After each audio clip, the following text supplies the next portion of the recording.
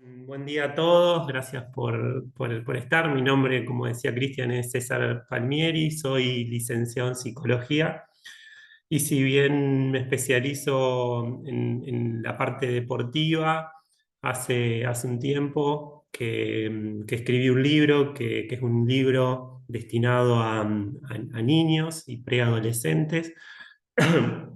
Yo trabajé en instituciones deportivas con un montón de jugadores, de niños. En definitiva, los deportistas no son otra cosa que personas. Y bueno, y ahí adquirí muchas herramientas en lo que respecta a la educación. Estudiando la mente humana, vi todo lo que podemos aportar como adultos a nuestros niños. Y si bien no es un área que me dedico de lleno, decidí escribir ese libro con ejercicios, con juegos lúdicos, para que los niños puedan ir adquiriendo habilidades psicológicas para mejorar la confianza, la autoestima, la seguridad personal, el autoconcepto.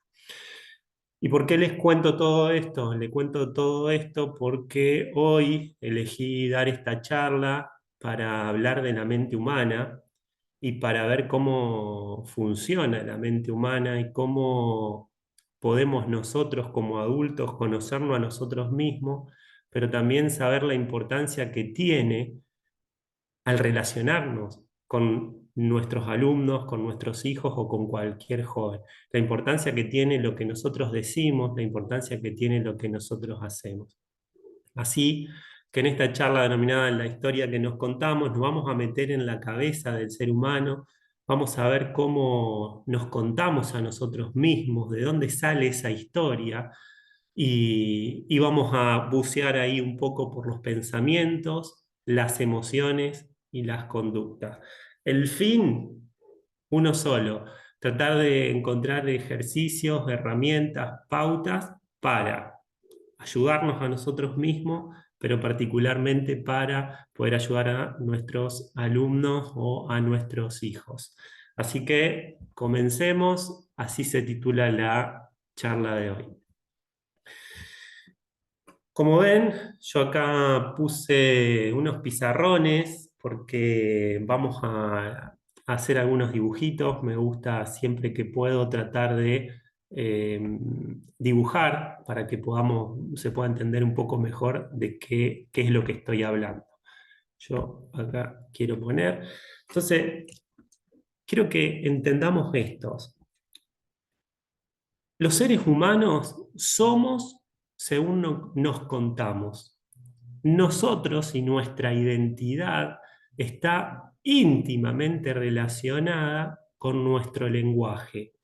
Y yo, César Palmieri, más consciente o menos consciente, me cuento de una manera. Soy César, tengo esta y estas virtudes, tengo esto y esto y estos defectos, y de alguna forma quedé condicionado a ese cuento, a cómo yo hoy me cuento, y eso constituye el autoconcepto y las características de mi personalidad. Entonces, en el archivo de mi memoria está mi cuento o está mi forma de contarme. Y es ahí donde lo que yo quiero que todos tengamos muy en cuenta es que los pensamientos influyen enormemente en las emociones y en las conductas de las personas. Además, el lenguaje, las palabras con las cuales nos contamos a nosotros mismos influyen de manera decisiva sobre las emociones que vamos a sentir y sobre las conductas que vamos a llevar adelante. Por eso, no quiero a ver, quiero que tengamos muy en cuenta que los pensamientos tienen una influencia directa sobre las emociones y sobre la conducta. Y los pensamientos los podemos expresar mediante el lenguaje. Bien. Y por otro lado, otro concepto que vamos a ver es el concepto de memoria. Y acá le voy a dibujar como puedo, un monigote, y fíjense, todo lo que está en nuestra cabeza va a influir. Dibujo el corazón, las emociones no están en el corazón, las emociones están en la cabeza o en todo el cuerpo, pero es más fácil representarlo así. Entonces tenemos pensamiento, emociones y conducta. Y por otro lado, lo que le decía, como para que vayamos comprendiendo, lo dibujo como una cajita, aunque ya sabemos que la memoria no es una caja, está en la gran red neuronal que tenemos en nuestro cerebro, pero en la memoria, ¿sí?, está toda la información de cómo yo me voy a contar a mí mismo. Y según y gracias a que tenemos memoria, nosotros podemos tener nuestra propia identidad.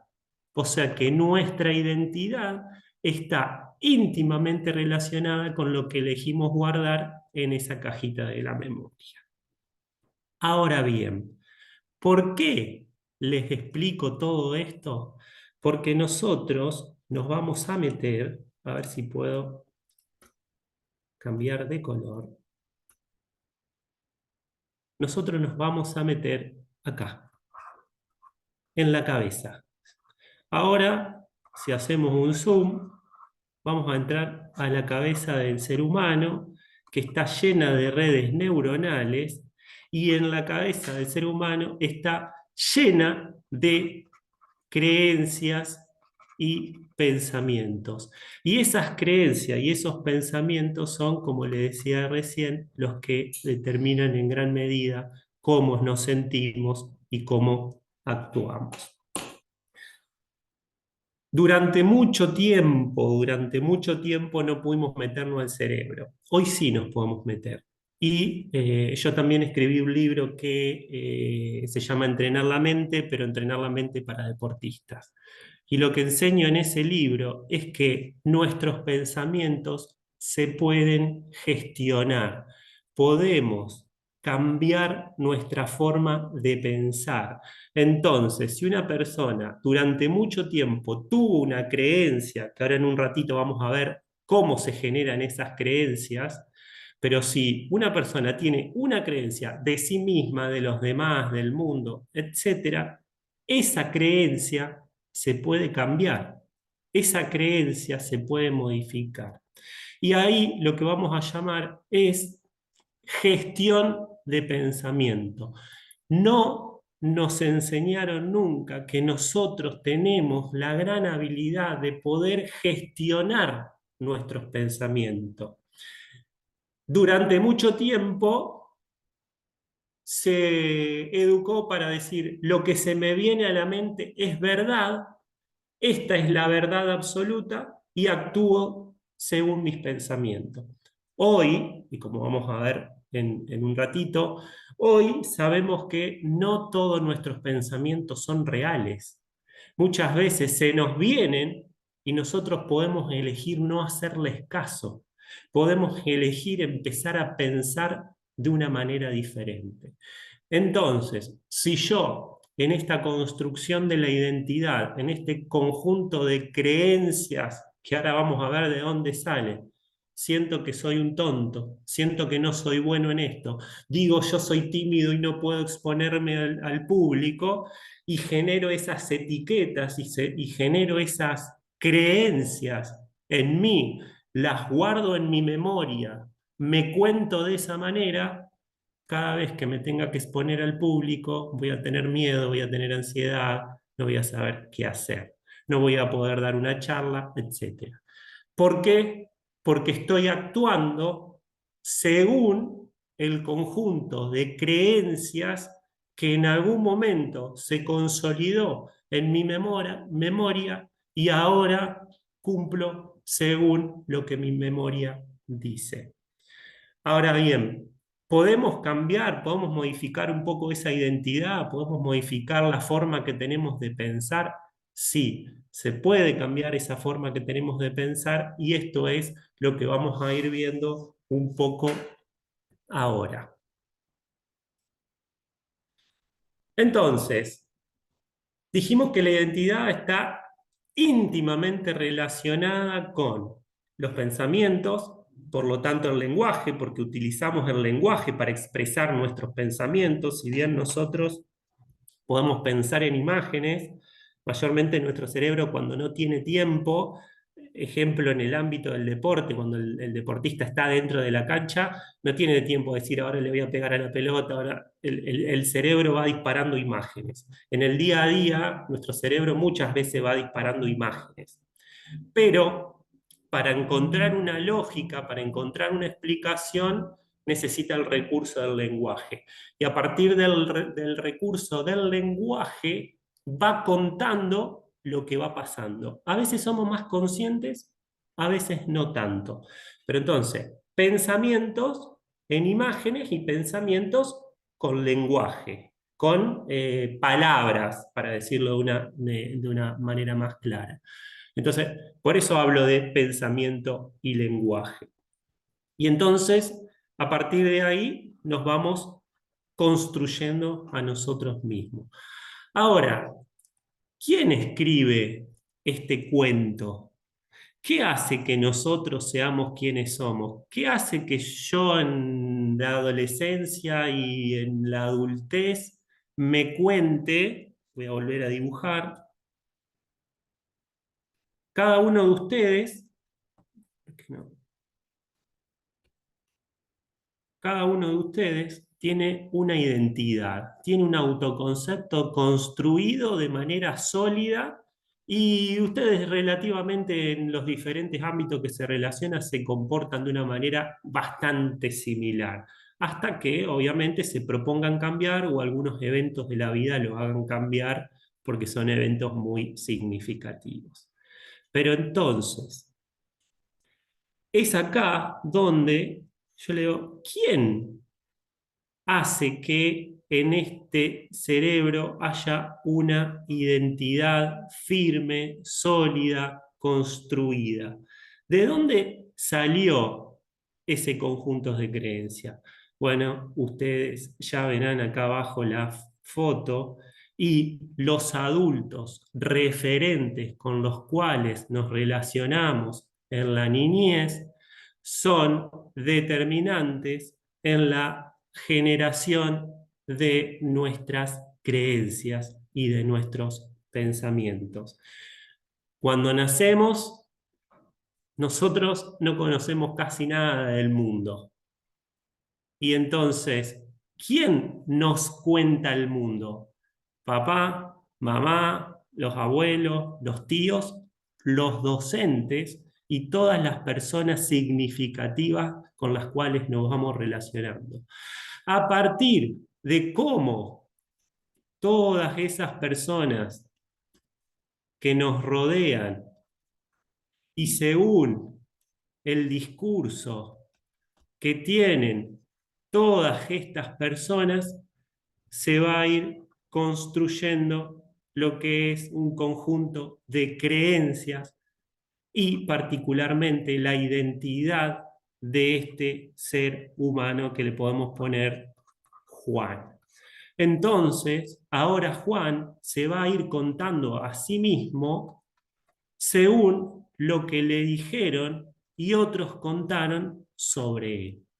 Así vamos a hacer de cuenta que Juan tiene una mamá, un abuelo y un tío que lo felicitan, que lo alientan a seguir, que cada vez que comete un error lo ayudan a lograr el aprendizaje, le dicen, qué inteligente que sos disciplinado, sos buen alumno. Y entonces Juan empieza a contarse de esa manera y empieza a generar ciertas etiquetas y dice, soy inteligente, soy buen alumno, me esfuerzo. En la vida hay veces que no podemos lograr todo lo que queremos y entonces Juan empieza a tener una representación de sí mismo, una representación del mundo, una representación de los demás, según lo que esos adultos referentes le fueron contando. Entonces, fíjense cómo se va construyendo, perdón, se va construyendo una identidad se va construyendo un conjunto de creencias, se va armando como un rompecabezas la forma que Juan, a partir de que vaya viviendo, va a ir interpretando el mundo y se va a ir interpretando a sí mismo. Permítanme borrar, porque quiero seguir avanzando con el tema este de los dibujos. Entonces, ahí ya sabemos que Juan tiene un conjunto de creencias basadas en lo que los adultos referentes le fueron contando. Es ahí que este joven, no sé por qué, perdón, pero ahí voy, ¿eh? Estoy teniendo problemas con... No, no voy a cambiar tanto. Bien. Es ahí donde estamos entendiendo que la vida es una secuencia de hechos, de situaciones, de experiencias.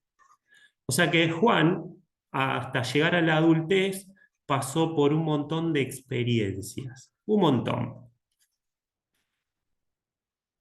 Todas estas experiencias, Juan la va a interpretar según lo que opinaron otras personas. Entonces, un día, Juan fue a la escuela y se sacó una mala nota. Juan fue a la escuela, discutió con un compañero o le pasó algo, iba a llegar a la casa y el discurso que tenga la mamá o el papá sobre ese hecho va a quedar y va a ir guardándose en la estructura de Juan. Además, en esas edades, los docentes son muy significativos para los chicos. El profe de fútbol, la maestra de primero, de segundo, de tercero, del jardín, todo lo que digan y hagan esas personas va a ser totalmente significativos para ellos y van a ir construyendo en gran medida esta personalidad. Es así que, fíjense, ¿y por qué le estoy diciendo esto? Porque no es gratis decirle cualquier cosa a los chicos. Más allá que después ellos tengan que hacer, como les voy a explicar, ellos tengan que tomar el control de su gestión de pensamiento, su gestión emocional, porque los padres y los adultos hacen y hacemos lo que podemos.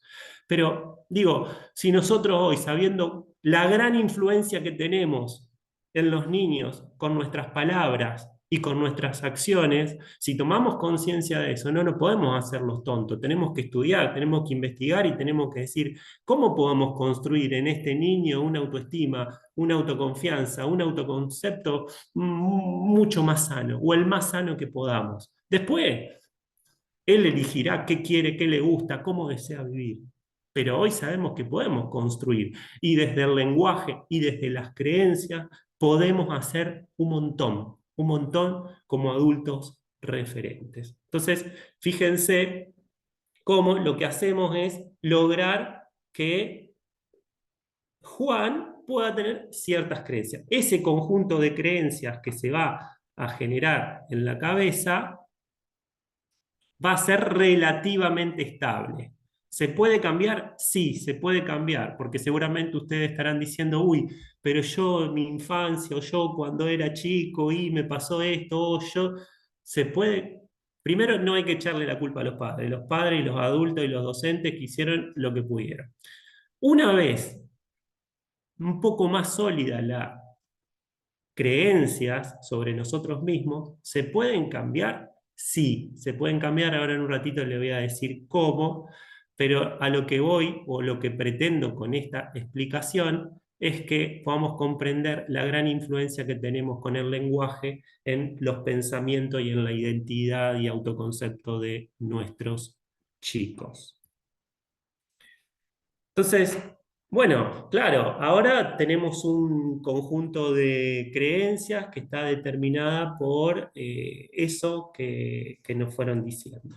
Para contárselo de una manera más científica, nuestro cerebro está lleno de neuronas, miles de millones de neuronas que están todas dispuestas a conectarse entre sí. La cabecita de un niño todavía no tiene esas creencias y esos pensamientos. Cada vez que el papá, la mamá, le dice algo, o ve al papá y a la mamá hacer algo, se genera una nueva conexión neuronal o unas conexiones neuronales que en principio son débiles. En la medida que ese niño vaya escuchando siempre lo mismo, la misma opinión de papá o de mamá, la misma opinión de los adultos referentes, o viendo las mismas conductas de esos adultos referentes, la información llega a la cabecita, las redes neuronales, las mismas redes neuronales siguen disparando, se siguen consolidando, así se consolida la red neuronal y cada vez que haya una situación, un estímulo similar, esta red neuronal se va a comportar de la misma manera. La información va a circular por esta red establecida. En definitiva, lo que nosotros somos no es otra cosa que un patrón neuronal, una red neuronal establecida por la experiencia, por lo que nosotros adquirimos de los demás. Entonces, frente a esta situación, ejemplo, rendir un examen o, vamos a hacer de cuenta, cometer un error. Si papá y mamá siempre me dijeron, sos un imbécil, ¿cómo vas a hacer esto? No aprendes más, ¿no ves que para qué te digo las cosas? Y entonces se genera esta red neuronal. Esta persona que aprendió a que cada vez que comete un error, el error es terrible, que soy un imbécil, que no sé hacer esto, que soy un desastre, esta red neuronal, Juan, que era niño, ahora es Juan, un adulto. Pero la red neuronal, si no hicimos nada para cambiarla, es la misma. Entonces, ahora Juan, si comete un error en su trabajo o tiene alguna dificultad en la vida y comete algún error, lo más probable es que se active la red neuronal de, sí, soy un desastre, no sirvo para esto. ¿Vieron la influencia que tiene lo que dicen los adultos y cómo etiquetamos a los niños y lo que tenemos grandes posibilidades de hacer y de mejorar para que puedan tener una estructura diferente? Entonces, obviamente que lo que nosotros tenemos que lograr es que esta estructura, por ejemplo, si Juan cuando era chiquito cometió un error, hay que mostrarlo el error, pero como oportunidad de aprendizaje. Bueno, Juan, esto fue un error, lo hiciste mal. ¿Qué hiciste mal? Tal cosa. Bueno, ¿sí? ¿Qué aprendimos? Tal cosa. Bueno, entonces, ¿se puede aprender? Sí, se puede aprender. Dale, lo hacemos de una manera diferente. Ahora Juan ya no piensa todos los aspectos negativos que nosotros como adultos nos dejamos llevar por las emociones y le dijimos lo que teníamos ganas, lo que nos dijeron en algún momento a nosotros mismos. Entonces, podemos hacer algo para construir unos patrones mentales diferentes. Y esto, imagínense, si Juan, ahora adulto, comete un error, se dice todas estas cuestiones, ¿cómo se imaginan que van a ser las emociones de Juan? Y cómo se imaginan también que va a ser muchas veces el rendimiento de Juan. Entonces, quiero que se graben esto.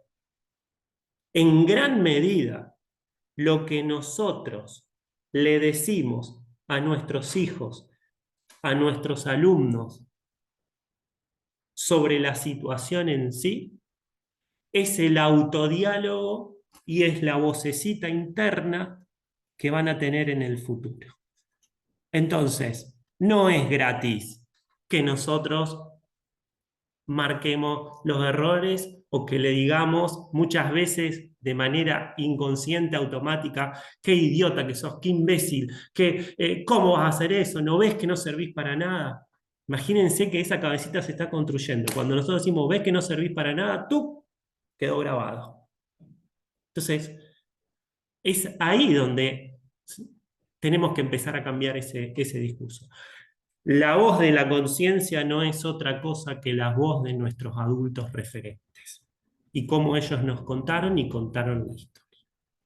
Ahora bien, ¿qué hacemos en la adultez? Vamos a hacer de cuenta que cualquiera de nosotros ahora somos Juan y tenemos un conjunto de creencias relativamente Y ahora sí, yo me siento que no soy bueno en esto, yo me siento que no soy bueno en esto, que no sé hacer esto, que esto me da miedo, que esto... ¿Podemos cambiar? ¿Podemos modificar esto? Sí, se puede. Requiere de esfuerzo, requiere prestar mucha atención, pero se puede. Es ahí donde, a ver si, donde algunos que estuvieron en algunas charlas mías me habrán escuchado, que cambiar requiere esfuerzo y atención. Si nosotros acá tenemos la red neuronal establecida frente al mismo estímulo, va a tratar de llevarse adelante la misma red. Es lo que el cerebro quiere hacer en automático. Cambiar es pensar la situación de una manera diferente. No, no, yo no soy un idiota, yo no soy un inservible, no es que no sirvo para nada. Y entonces, a partir de ahí y buscando evidencia, muchas veces se necesita la psicoterapia, otras veces no tanto, depende de la profundidad de las creencias. Entonces, o lo que se hace en terapia es modificar patrones. Pará, pero ¿y por qué decís que sos inservible? Si fíjate esto y esto y esto que hiciste bien. Entonces, con evidencias, con pensamientos alternativos, se empiezan a construir nuevas redes neuronales, con repetición, nuevas redes neuronales mucho más sanas y beneficiosas. Y así Juan, que antes creía que no servía para nada porque la experiencia, por un montón de cuestiones, ahora con psicoterapia o no, porque quizás no era tan profundo, pudo construir una red neuronal totalmente diferente y pudo empezar a contarse de una manera diferente. Y esto es lo alentador que tiene el descubrimiento de la neurociencia, y es que nos podemos cambiar hasta el último día. Y lo alentador, y lo que le voy a proponer acá también, es que nuestra identidad, si bien este conjunto de creencias se formó en aquella etapa de la vida, nuestra identidad se va construyendo y reconstruyendo permanentemente. Entonces, el grupo de amigos, el grupo de trabajo o las personas con las que me relaciono hoy en la actualidad también van influyendo en mi personalidad. También. Entonces, es ahí donde podemos cambiar.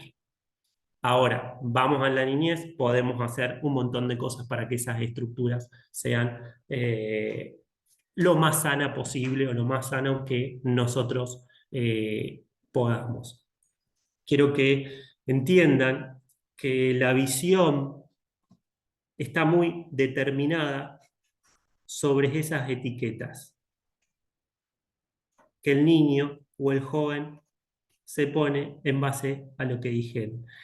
Y fíjense esto, nuestra mente no le importa tanto la verdad. A nuestra mente lo que le importa es ahorrar energía y en ese cuento que nos contamos, que sea lo más lógico posible. Y fíjense cómo funciona, y estoy seguro que a ustedes como adultos también le pasa.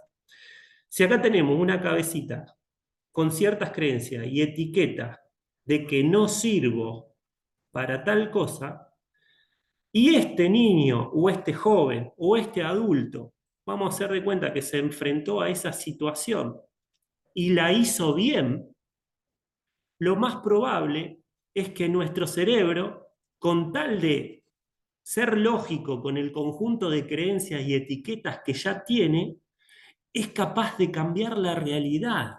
Sí, así somos. Entonces, yo, que no sirvo para nada, que tengo miedo, no, en la cocina no soy bueno, no, en el deporte no soy bueno, y tuve una experiencia buena, el cerebro va a decir, fue suerte. No, no, pero hay otros que lo hacen mejores. Vos no sabés de esto. Y entonces se va a encargar, fíjense cómo funciona, ¿no? Nuestro cerebro, que es magnífico, tiene un montón de errores. Fíjense cómo el cerebro se va a encargar de observar en la realidad, incluso aunque nos esté demostrando lo contrario, de que tiene razón y que tiene lógica. No, sí, pero vos no servís para esto. Esta comida te salió bien, pero vos no servís para esto. ¿Sí? No, fue suerte. No, y bueno, eran ricas las verduras y entonces me salió bien. Fíjense cómo la realidad en la cual nosotros percibimos, la realidad que la percibimos está totalmente filtrada por ese conjunto de creencias. Y si ese conjunto de creencias no es bueno, nunca la voy a contar de una manera buena. Entonces, es ahí donde tenemos que tener mucho cuidado con las etiquetas que nos vamos poniendo o que otros, o que a veces sin querer ponemos en otro. Es ahí, fíjense, a ver si puedo borrar un poco.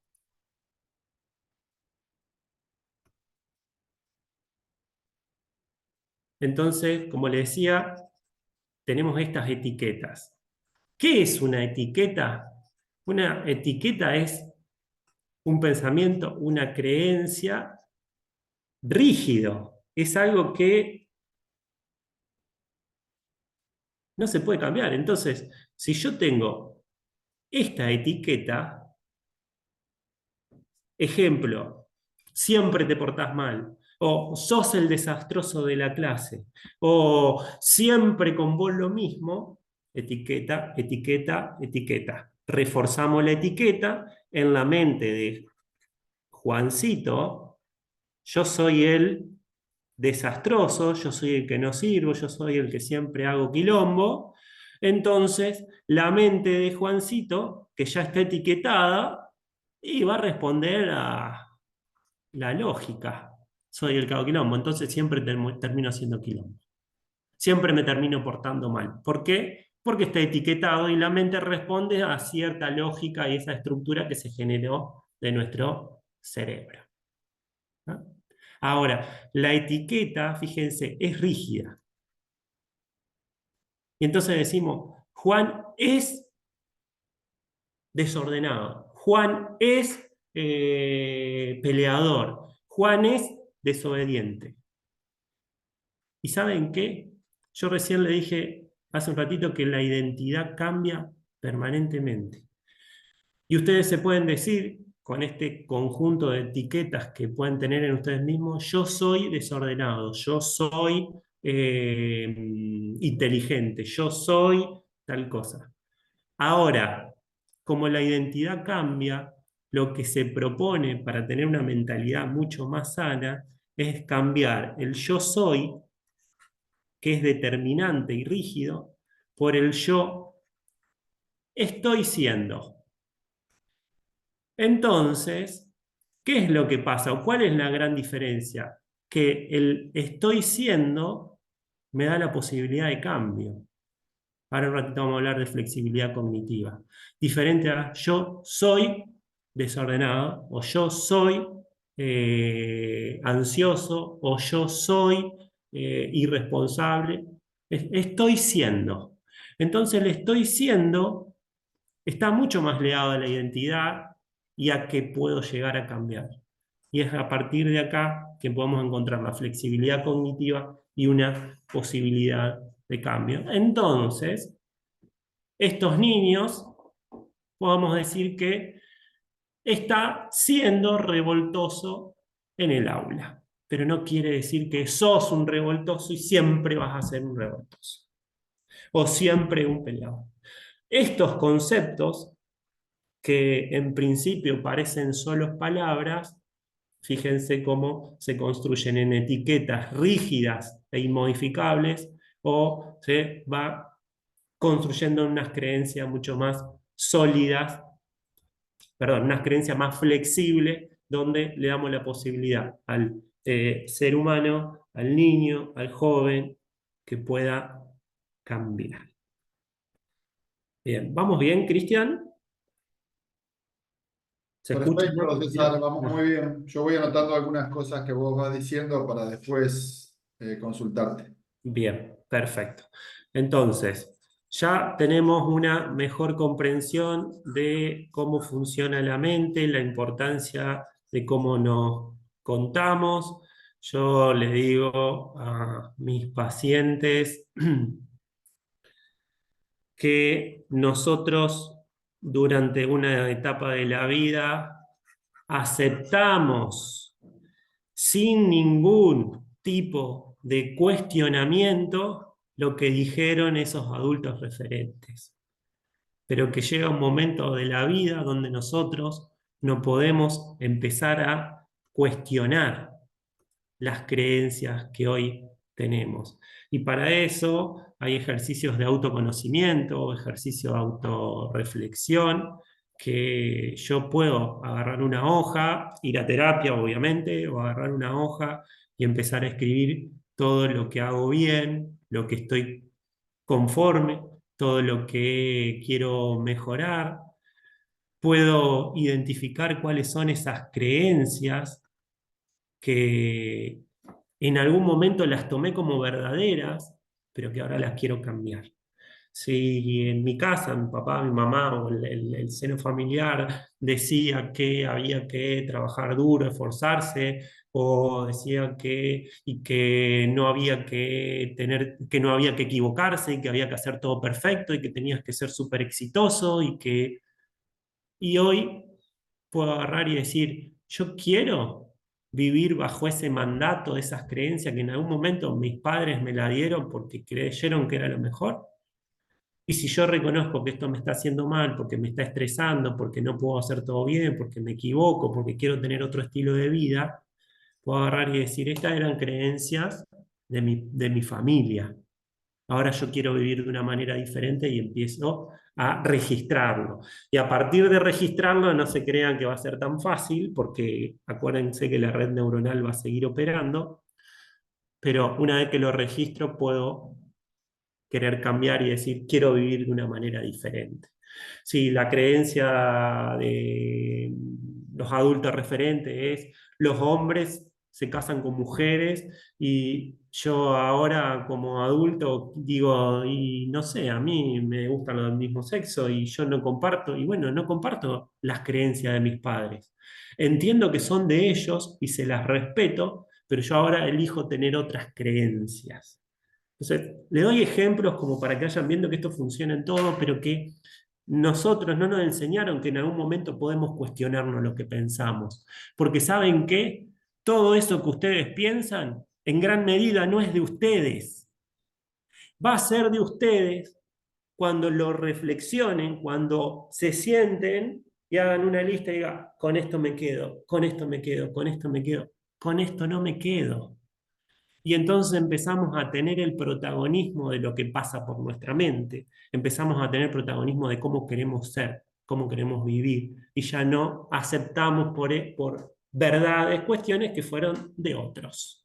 Entonces, fíjense, por eso es que lo que yo les propongo es que podemos gestionar nuestros pensamientos, no aceptar y decir todo lo que pasa por mi mente es real y es verdadero. No, no. Acuérdense, se vino porque aprendió de esa manera, pero ahora yo puedo hacer algo de esto.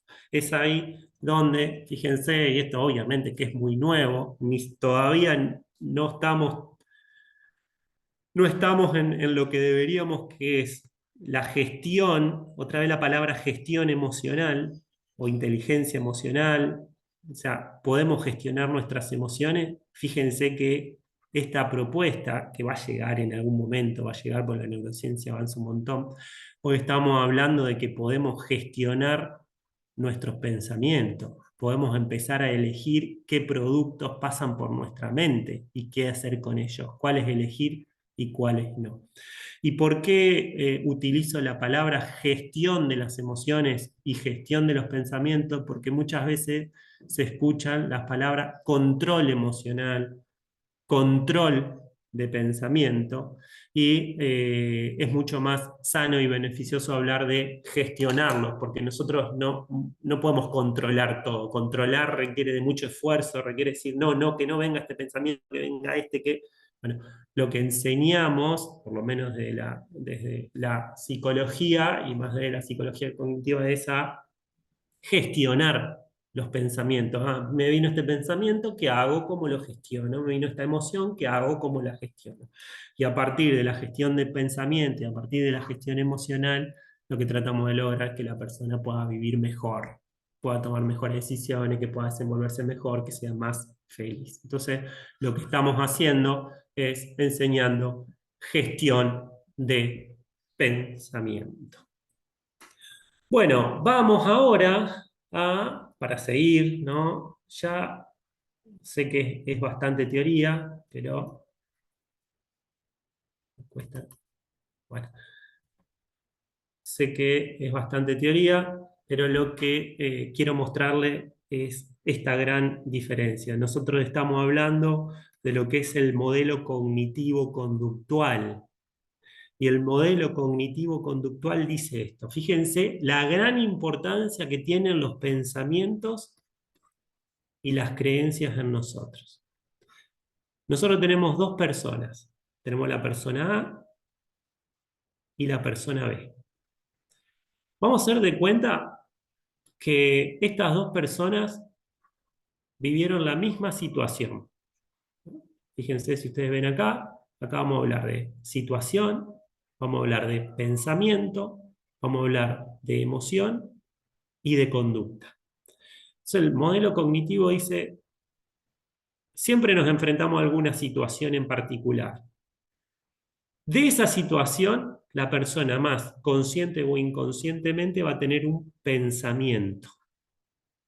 Y según ese pensamiento, va a tener una emoción y según cómo se siente, va a tener una conducta. Bien, entonces, sabiendo que funcionamos, ¿no?, de una manera totalmente simplificada y lineal, aunque no es tan lineal, pero para explicarlo sirve, entonces tenemos dos personas y vamos a hacer de cuenta que estas dos personas viven exactamente la misma situación. Ejemplo, perder el trabajo. Vamos a hacer de cuenta que estas dos personas pierden el trabajo. La persona A, con ese conjunto de creencias y etiquetas establecidas que le conté hace un ratito, frente a la situación perder el trabajo, se le van a desencadenar un montón de pensamientos. Y entonces A, que viene de una familia o de un entorno que fue un poco más crítico, más negativo, entonces va a decir, soy un desastre, ¿por qué perdí el trabajo? Va a decir, no es que no sirvo para esto, al final me echan a mí, mi jefe es un hijo de su madre, la situación del país está muy mala y no voy a conseguir otra cosa, y se le desencadena un montón de pensamientos negativos respecto de la situación. Esta persona, la A, que vive esta situación y con este conjunto de creencias que se disparan, a veces no somos tan conscientes, a veces sí, se le van a despertar ciertas emociones, que son tristeza en gran intensidad, enojo con él mismo, con la situación, con el jefe en gran intensidad. Como es un anticipador negativo, dice, no voy a conseguir trabajo, la situación del país está mal, ¿sí? Desesperanza en gran medida. Es muy probable que esta persona, la conducta que lleve adelante, sea una conducta mucho más pasiva, puede encerrarse, puede terminar deprimiéndose, puede no hacer nada, no activarse porque no confía en sí para encontrar otro trabajo, entonces se encierra en su casa. Ahora bien, vamos a otra persona, que es la persona B, que vive la misma situación, también pierde el trabajo, pero tiene otra estructura mental diferente. Y entonces, fíjense la manera totalmente distinta que tiene de operar el cerebro. Dice, si perdí el trabajo, por algo debe ser, quizás llegaba algunas veces tarde. Es una oportunidad para aprender y tengo que mejorar eso. Ya lo tomó como una oportunidad para aprender. Además, esta persona dice, hice muchas cosas bien por este trabajo, hice todo esto bien, creo que soy bueno en esto, tengo que ser más puntual o tengo que especializarme más en esto. Entonces, esta persona hace una reflexión mucho más positiva, es una persona que dice, la verdad, reconoce la realidad, dice, la verdad que la situación del país no es buena, pero creo que esta es una oportunidad para encontrar un trabajo mejor. Y si bien va a ser difícil, me voy a preparar y me voy a activar para encontrar un trabajo mejor.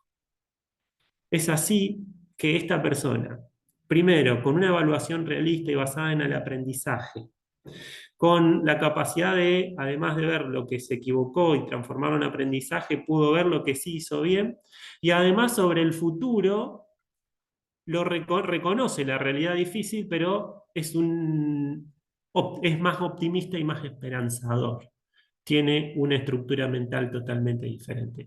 ¿Cómo van a ser las emociones de esta persona?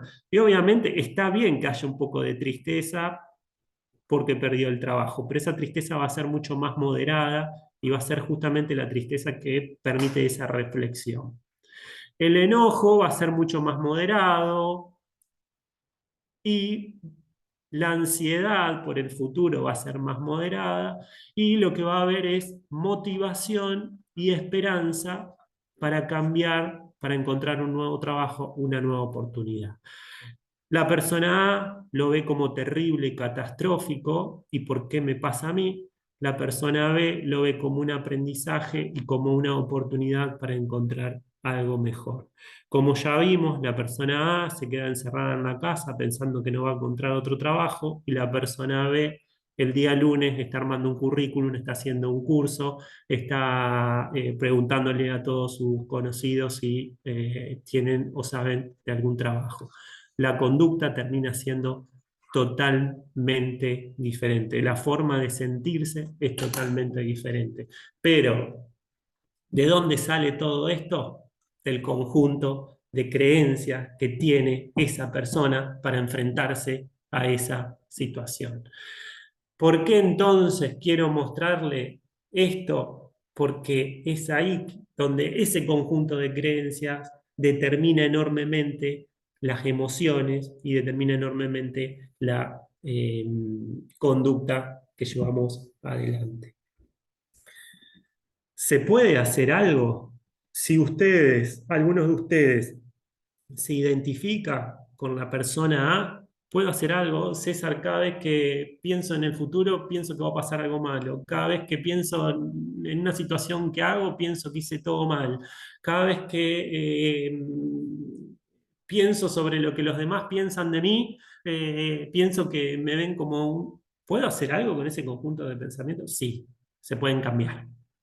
Como les dije recién, se pueden cambiar. Hay que tomar las riendas, hay que aprender a gestionar esos pensamientos. Es ahí donde en esto de la gestión de los pensamientos, fíjense, se lo explico de esta manera, nuestros pensamientos pueden ir al pasado, algunos que estuvieron en algunas charlas mías lo habrán visto esto, nuestros pensamientos pueden centrarse en el presente y nuestros pensamientos pueden viajar hacia el futuro. Ahora, cada vez que, fíjense, si nosotros hacemos este ejercicio, yo le digo, piensen qué hicieron ustedes en pandemia. Entonces automáticamente la mente viaja al pasado. Digo, presten atención a la línea que estoy dibujando ahora. Su mente se focaliza en el presente. Ahora digo, piensen qué van a hacer mañana a la noche. ¿Sí? La mente viaja al futuro. O sea que la mente tiene estas tres grandes estaciones. Algunas personas viajan muchísimo al pasado, algunas personas viajan muchísimo al futuro.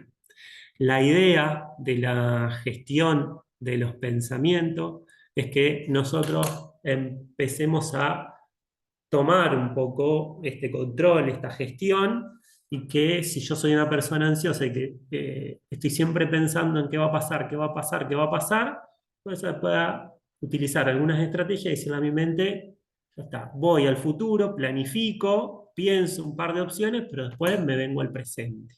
Hoy el gran problema que tenemos es que las personas no viven tanto el presente, están muy en el futuro. Bueno, eso es gestión de pensamiento. Estoy lavando los platos, estoy lavando los platos. Estoy en una charla familiar, trato de mentalmente penetrarme con la charla familiar. Si estoy tomando mate y haciendo, trato de mentalmente focalizarme en el presente. Es un ejercicio que hay que hacer a diario.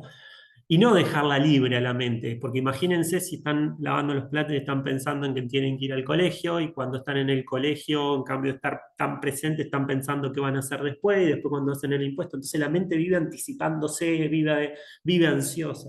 Bueno, la gestión de pensamiento lo que propone es que podamos tomar el control, que podamos gestionar y que, bueno, disfrutemos del presente. Si vamos al futuro, que sea un ratito para planificar y después vuelta.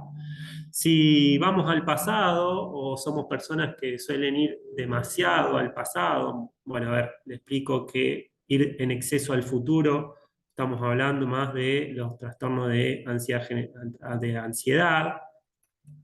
Si cuando la mente vive mucho en el futuro, qué va a pasar, qué va a pasar, qué va a pasar, o anticipando, y la gente que queda muy anclada en el pasado y en eventos negativos, estamos hablando un poco de lo que es la depresión. Entonces, bueno, no es recomendable quedarse anclado en el pasado en algo negativo, ni tampoco quedarse anclado en el pasado en algo positivo. ¿Mm? Siempre que vamos a la estación del pasado o a la estación del futuro, es para ir un ratito y para después volver. Si vamos al pasado, podemos ir a recordar alguna experiencia anterior negativa, lo que hago yo, lo que hace muchas veces en terapia, se va al pasado a recordar una experiencia anterior negativa para ahora, mediante el lenguaje, contarlo de una manera diferente, una historia de aprendizaje, de superación, de crecimiento, para que esta experiencia que en principio se guardó como negativa, ahora la podamos guardar en el archivo de la memoria como una experiencia más positiva, donde salí fortalecido, donde aprendí, donde crecí. Una vez que logré esto, la mente vuelve a disfrutar del presente. Entonces, fíjense que las estaciones, presente y futuro, son útiles para el ser humano, pero si vamos un ratito, porque si quedamos anclados o porque si estamos todo el tiempo viajando para el futuro, para el pasado, es una persona que no tiene la capacidad de disfrutar del presente.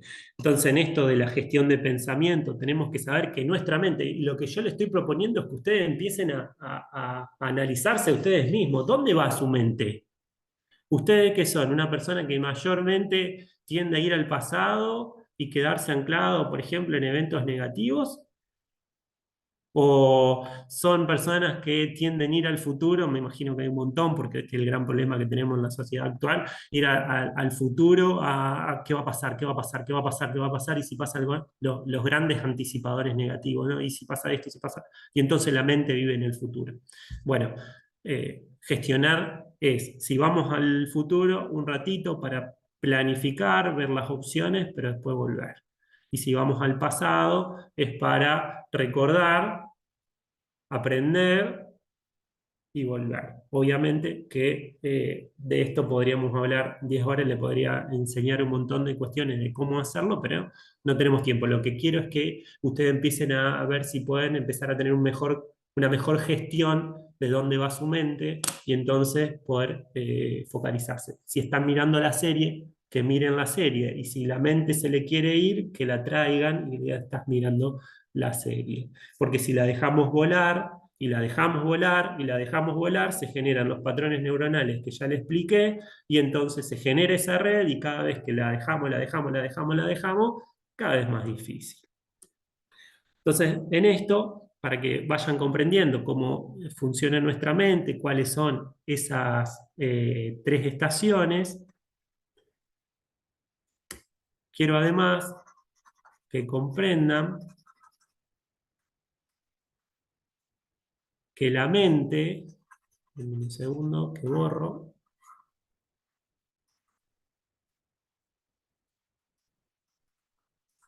le estoy dando mucha teoría, después le voy a explicar un poco de los ejercicios y el porqué un poco de los ejercicios de mi libro.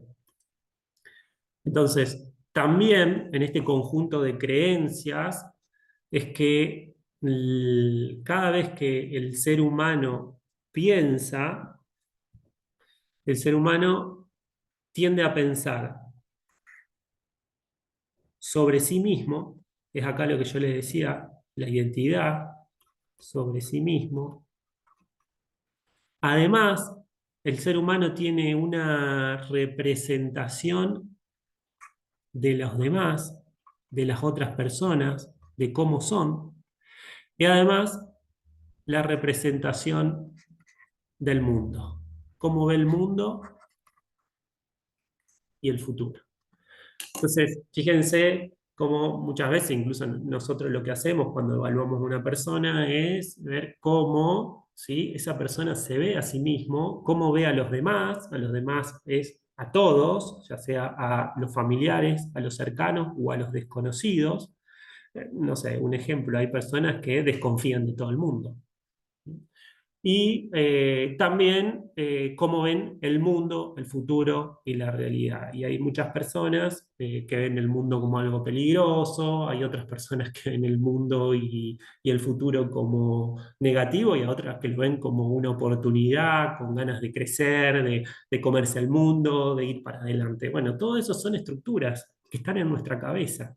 Así que cuando yo les cuente ahora al final de algunos de los ejercicios del libro, van a ver que muchos de los ejercicios están basados en, bueno, ¿cuál es la construcción que tengo de mí mismo? ¿Cuál es la construcción que tengo de los demás? ¿Cuál es la construcción que tengo del mundo? Bueno, se los cuento para que también ustedes puedan empezar a reflexionar sobre ustedes mismos. Y para que también, no sé, se me ocurre que pueden hacer algunas actividades, bueno, las pueden ver en el libro, pueden investigar, hoy hay un montón de actividades, pero ustedes teniendo un poco más de este conocimiento de cómo funciona la mente, cómo pueden elegir las actividades para hacer en el aula. Yo cuando pienso en todo esto se me disparan tantas cosas que se pueden hacer adentro del aula para favorecer esto, la visión en uno mismo, la visión de los demás, la visión del mundo, cómo observar y cómo contar el pasado, cómo contarnos a nosotros mismos, cómo contar el futuro. Un montón de actividades, obviamente que relacionadas con la edad de cada uno, pero recuerden que Juan está escribiendo todo el tiempo está escribiendo. Y las características de esa redacción está formando todo esto, su conjunto de creencias. Bien, fíjense que dentro de las creencias, estos autores de psicología cognitiva hablan de esto, que las personas tenemos una visión sobre nosotros mismos, una visión sobre el mundo y los demás, y una visión sobre el futuro. Así se genera un poco la construcción de esas creencias. Y acá me gustaría hacer una gran diferenciación porque el ser humano tiene, o lo que dice esta teoría, fíjense que la teoría cognitiva dice, y me gustaría que me presten mucha atención en esto, dice, los seres humanos no se perturban por la situación en sí, sino por la interpretación que hacen de esa situación. Acá es la explicación que le di hace un ratito de la persona A y la persona B. Las dos vivieron la misma situación, pero una tuvo una emocionalidad, un pensamiento, una emocionalidad y una conducta totalmente diferente. Voy de nuevo, las personas no se perturban por la situación en sí, sino por lo que piensan de esa situación. Y es acá donde nos encontramos, donde dos personas que viven la misma situación, ejemplo, lo echan del trabajo, lo deja la pareja, rinde mal un examen, se le cancela un viaje, hay personas que lo toman de una manera y hay personas que lo toman de otra. Bueno, ¿dónde está? ¿Qué pasa si nos ponemos a investigar? ¿Qué pasa que Juan se frustra y Pepe no? Y pasa en el conjunto de creencias que tuvo. Bueno, y ahí es donde la psicología cognitiva hace esto, ¿sí? Diferencia entre creencias funcionales, y si queremos podemos llamarlas potenciadoras, y creencias irracionales, dice la psicología cognitiva, distorsionada. Yo, mi libro lo llamo errores de pensamiento. Entonces, ¿qué es lo que nosotros tenemos que tratar de hacer? Es de generar o ayudar a que nuestros jóvenes tengan creencias más potenciadoras, más funcionales, más flexibles, más optimistas, basadas siempre en la realidad y tratar de que no se generen tanto estas creencias irracionales, estos errores de pensamientos que son muy, pero muy comunes. ¿Y qué son estas creencias o errores de pensamiento? Fíjense, son interpretaciones que son falsas por exageradas, no tienen utilidad, generan un malestar, no ayudan a resolver el problema. Entonces, producen mucho malestar emocional. Y estos autores de psicología cognitiva, fíjense, y estoy seguro que ustedes se van a identificar con muchas de estas. Elige como en la generalidad, si bien hay muchos errores de pensamiento, muchas creencias irracionales que ya sabemos que hoy la gente tiene por la cultura, elige las tres generales. Y en las tres generales está, debo hacer las cosas bien, con rigidez, con exageración, pareciera que no nos podamos permitir los errores. Entonces, debo hacer todo bien. Entonces, es una de las creencias irracionales o los errores de pensamiento que más hace sufrir a las personas. Y la realidad es que no podemos hacer todo bien. Cometemos un montón de errores. Tenemos que tratar de hacer lo mejor que podamos de la mejor manera. Pero dentro de si nosotros empezamos a desmenuzar el debo hacer todo bien, está el perfeccionismo, está el tomar el error como tragedia, para evitarlo, no se puede. Entonces, si queremos empezar a gestionar mejor nuestros pensamientos, tenemos que saber que hacemos muchas cosas bien y que también cometemos errores. Y tomar esos errores como oportunidad para aprender. Tenemos que aprender a hablarnos a nosotros mismos desde el autodiálogo, ser más compasivo, tranquilo, la próxima lo puedo hacer mejor, tengo que aprender esto y esto y esto. Entonces empezamos ahí a ayudar a que tengan creencias más potenciadoras, más sanas, un autodiálogo más positivo, más compasivo y ya no tan rígido, tan exigente. Otra de las creencias o de los errores de pensamiento muy comunes, la gente me debe tratar bien. ¿Por qué es irracional? Porque no siempre nos tratan bien. Que está bueno que la gente nos trate bien, sí, está bueno. Pero si nosotros queremos pretender que siempre me traten bien, es un error de pensamiento. Tenemos que aceptar que algunas personas nos van a tratar bien y hay unas personas que pueden que no nos traten bien. Después veamos qué recursos utilizamos. Pero es otro de las grandes creencias irracionales que tiene el ser humano. Y después, una que para mí no sé dónde los seres humanos sacamos estas creencias tan irracionales, las cosas me deben ser favorables.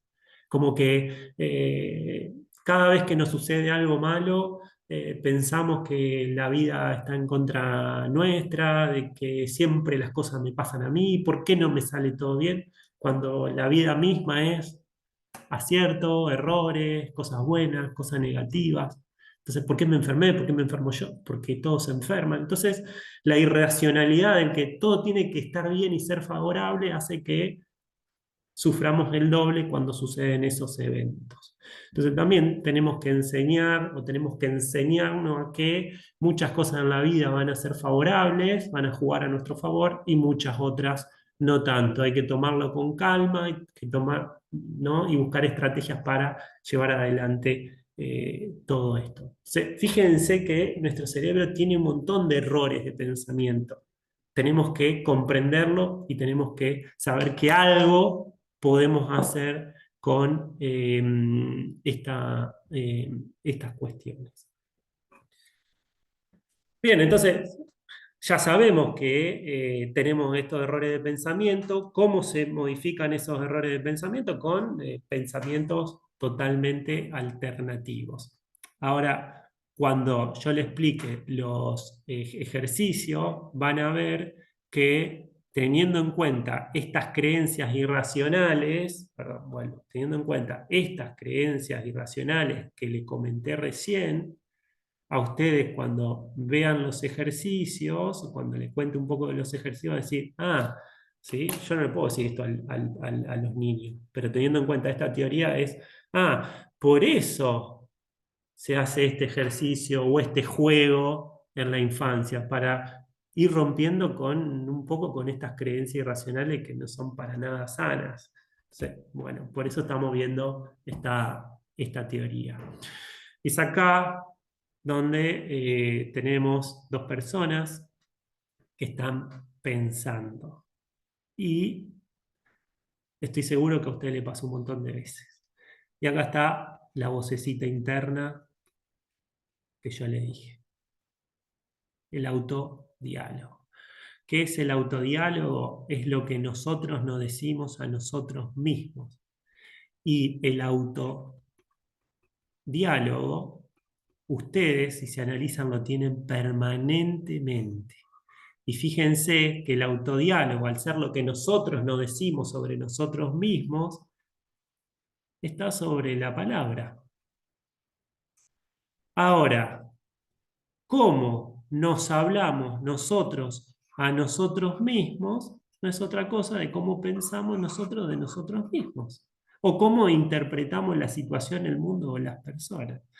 Es acá donde les propongo a ustedes, con ustedes mismos, que empiecen a tener un autodiálogo mucho más compasivo, un autodiálogo basado en la aceptación de los errores, en la construcción de grandes aprendizajes, un autodiálogo más inspirador, un autodiálogo más positivo, no positivo, fantástico y optimista sin realidad, pero cómo nos hablamos a nosotros mismos termina siendo determinante en nuestras emociones y en nuestra conducta. Si yo voy a dar esta charla y empiezo con mi autodiálogo, y si se me corta la luz, y si me trabo, y si no le gusta a la gente, y si empiezo con esa cadena de pensamiento y ese autodiálogo, y obviamente que voy a encarar la charla con mucha más ansiedad, más frustración, miedo, diferente a o si también en ese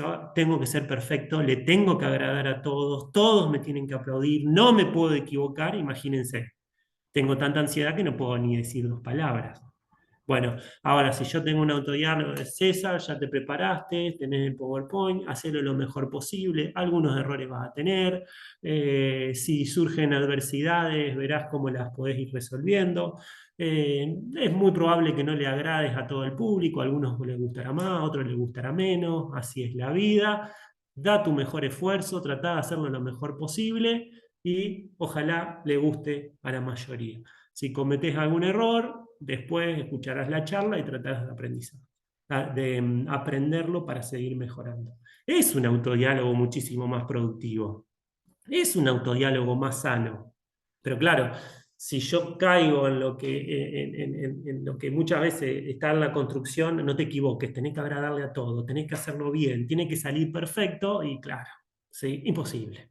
¿Está? Imposible que yo pueda disfrutar la charla, que pueda dar una buena charla, etc. Fíjense, se lo estoy diciendo para que ustedes lo puedan implementar ustedes con ustedes mismos y que venimos de una educación que fue muy crítica. Venimos de una educación que apuntó al perfeccionismo, a la excelencia, al no te equivoques, al hacerlo bien, a tener que agradar a todos. Yo hasta el día de hoy recuerdo frases, ¿no?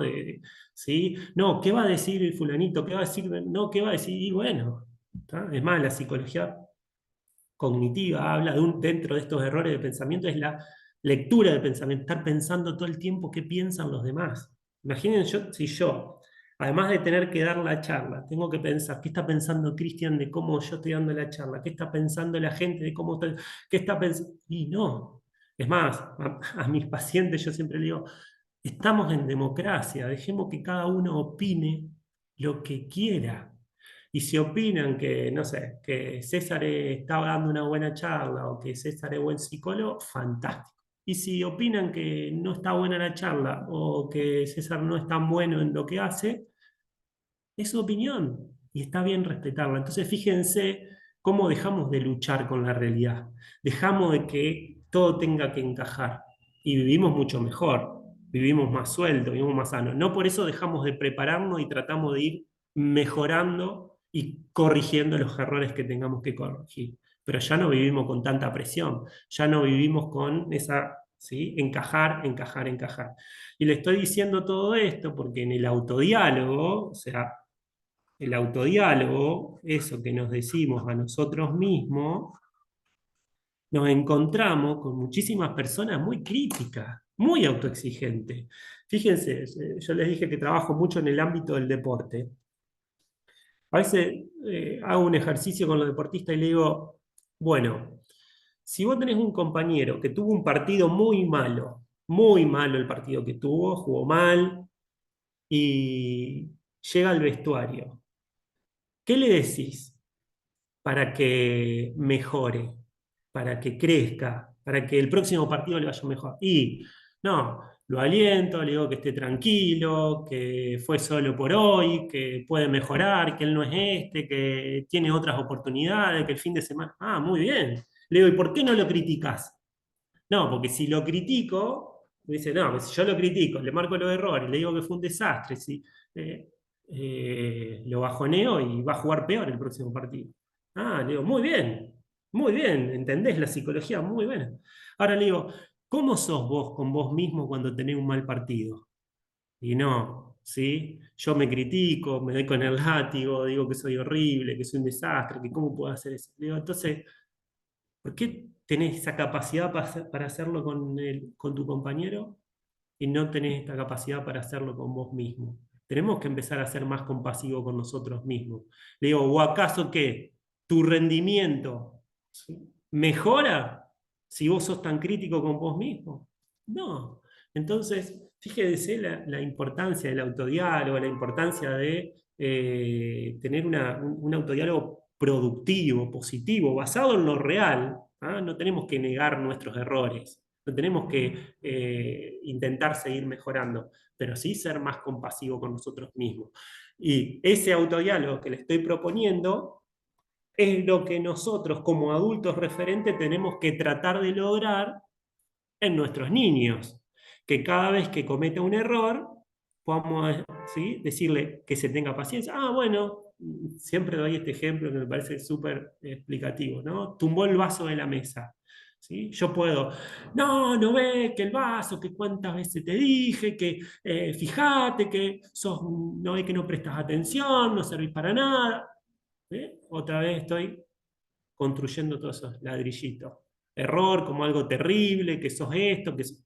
Ahora tomo el vaso, lo tomo con tranquilidad, obviamente los adultos tenemos que ser los que mejor gestionamos las emociones, respiro, ¿sí?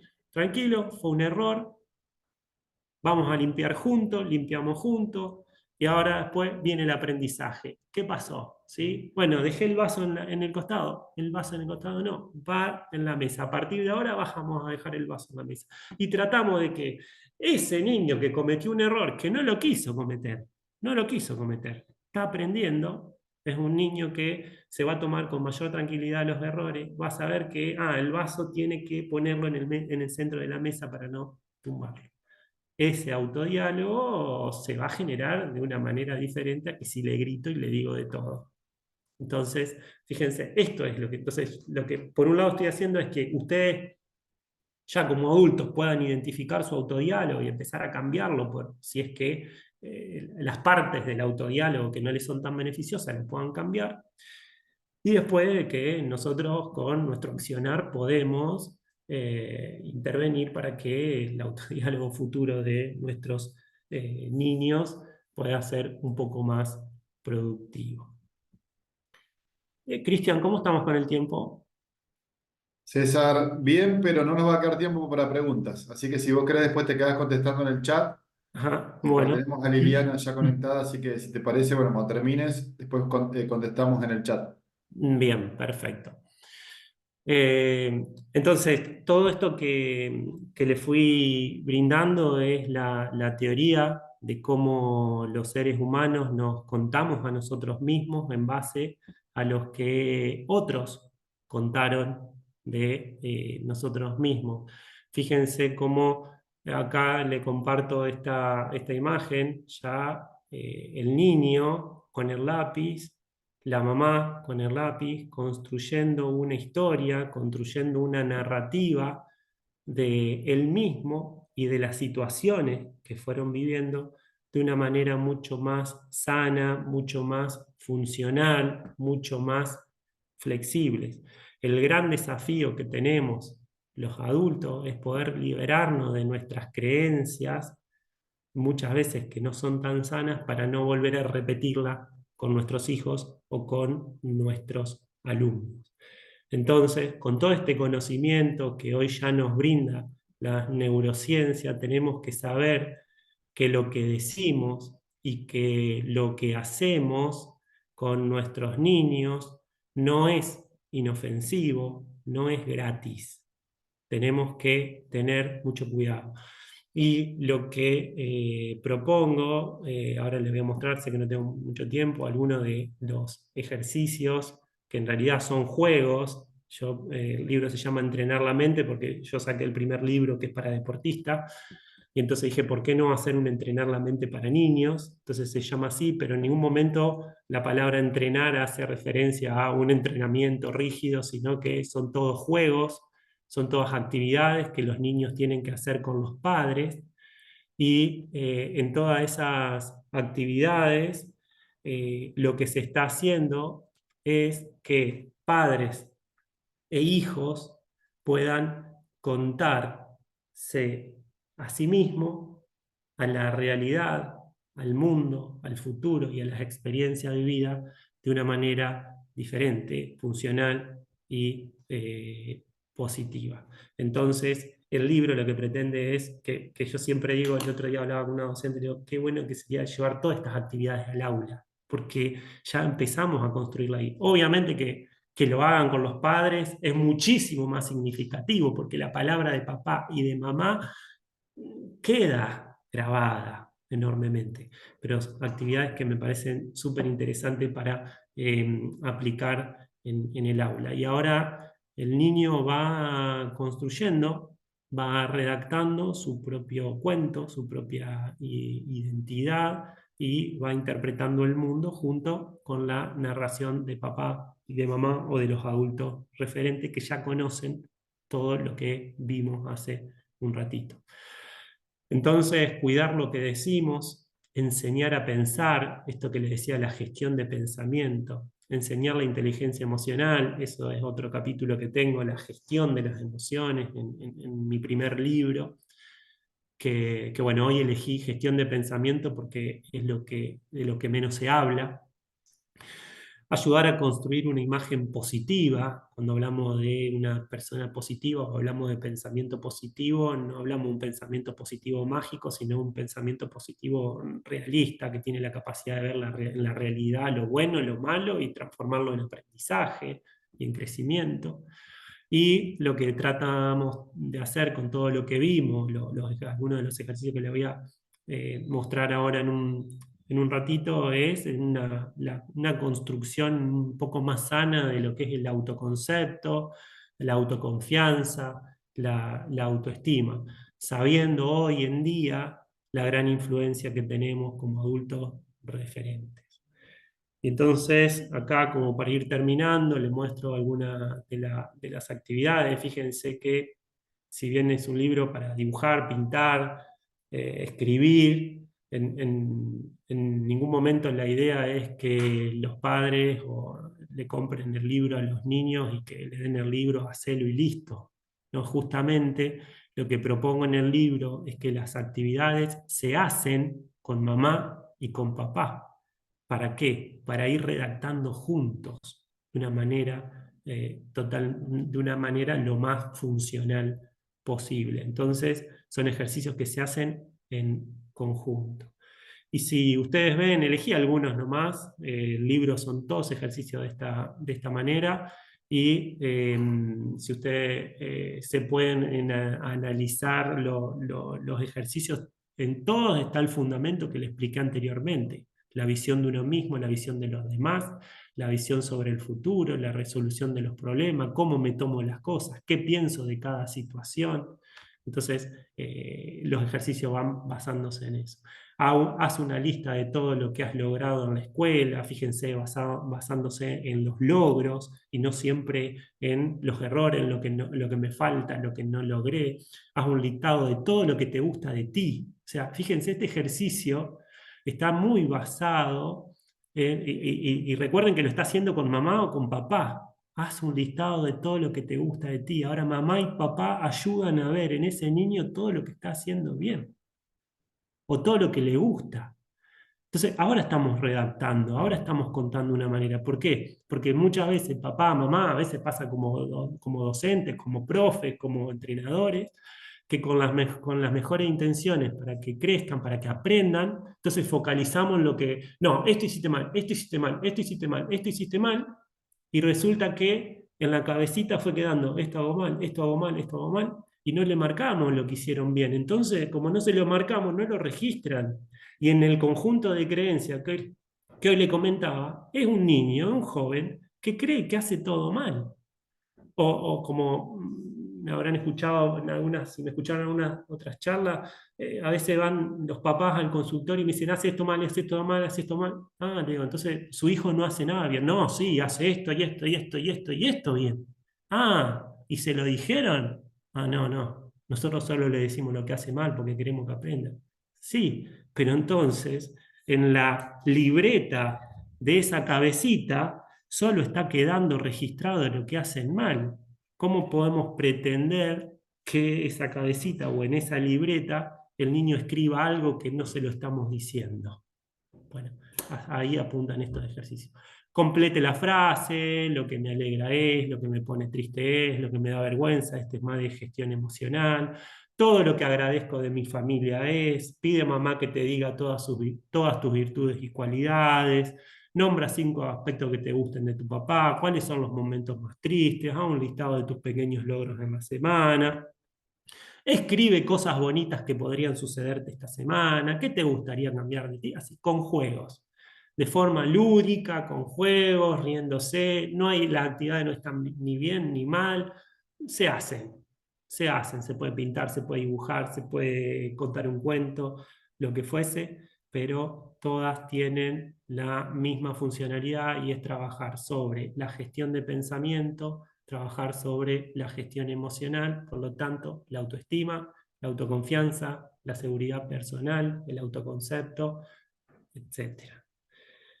Y bueno, sabemos ya que nosotros nos contamos a nosotros mismos y que nuestros niños empiezan a agarrar el lápiz y a contarse a sí mismos según la palabra y el acompañamiento y el modelo de los adultos. Como papás, como docentes, como profe, como tío, como abuelo, como lo que sea, es muy importante lo que transmitimos. Gracias.